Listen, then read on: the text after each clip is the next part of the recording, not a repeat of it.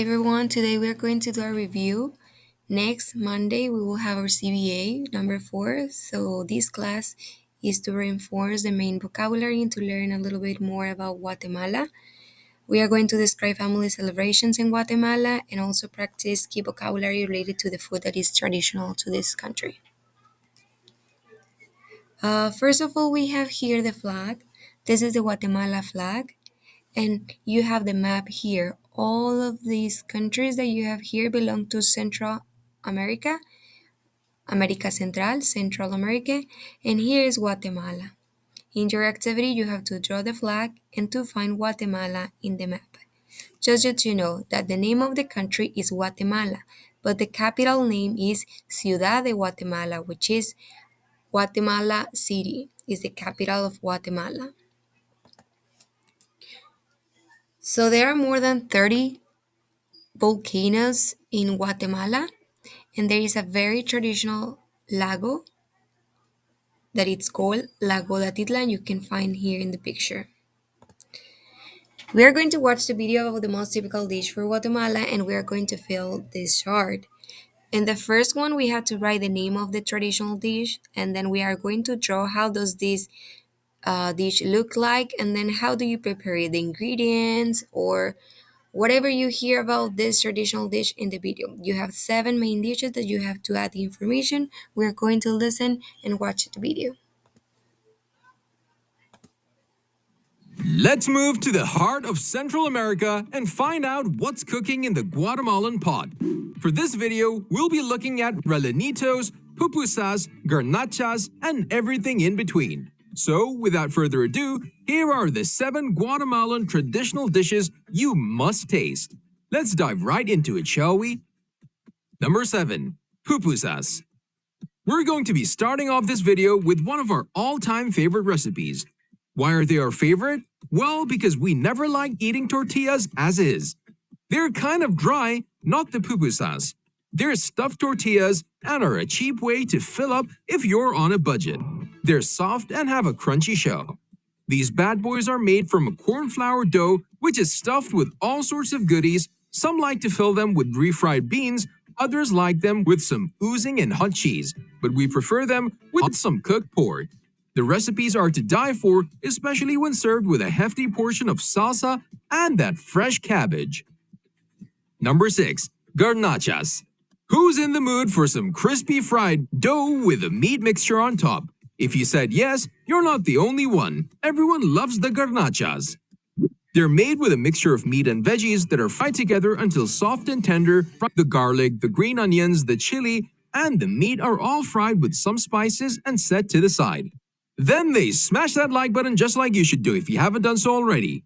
But no, in reality, they prepare the deep-fried dough patties that are going to hold the meat mix. And finally, you can take some of that fresh cabbage, but some like to fry it up a little bit with some chili and some carrots until it's soft. A hefty serving of about 10 garnachas are served on a plate with some cabbage in the middle and some salsa for dipping. Now that's what you call delicious. Number 5. Hilachas. Hilachas means rags, and don't go off thinking that this dish is made with dirty rags that they put in a pot and boil with some spices. The dish has gotten this name because of the meat used inside the hilachas that shreds easily. First of all, they cook the meat until very tender, and you can pull it apart with your hands. Then, they take out the meat and cook the tomatoes and chilies inside the pot. All of that is blended together. They add in the shredded meat. Then they add the chunks of carrots and potatoes, and you're ready to stuff your face. Number 4. Mole de platano. Now, we know some people will find the idea of mixing chocolate and tomatoes a bit crazy, but this is one of the most popular desserts in Guatemala.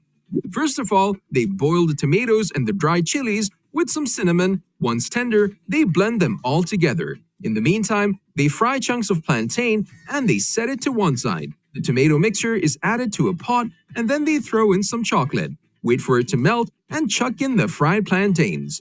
The dessert is served with some toasted sesame seeds on top, and we like it served in a bucket, if possible. Number 3. Caquic.